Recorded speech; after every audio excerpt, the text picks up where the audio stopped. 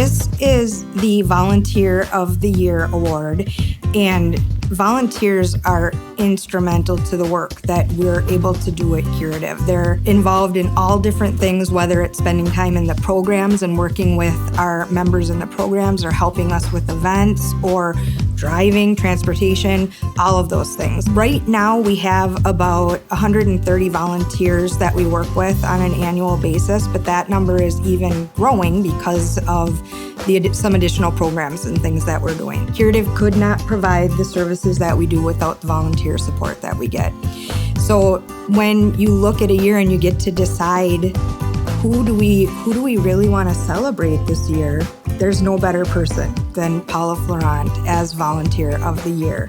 A lot of what I have done, I think, for Curative reflects on my nursing background when I would have to do adapting things, situations like when I worked orthopedics, I would have to work like occupational therapy and adapt things to make it easier for people with disabilities due to an injury that they had, or so that they could work with things that they used to work with and feel comfortable with it. Also working with children, I was director of a cancer center. I worked with children with cancer, making things fun for them. And then I worked with the volunteers. I was volunteering too, and one of the things I did was this one time for volunteers. I just calligraphied bags and decorated them, and we gave them and to other volunteers who filled them with goodies.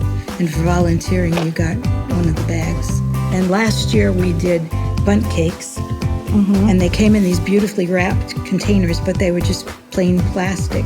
So I just used my hot glue gun and decorated the front of them. And it was in the fall, so we added some sparkly leaves and things to them and put a thank you note on it for the volunteers. So just small things like that. Well, my hobby for 20 years has been making chocolates. I took classes 20 years ago. I have over 85 candy molds. I have some pinwheels. That's the very tiny mold.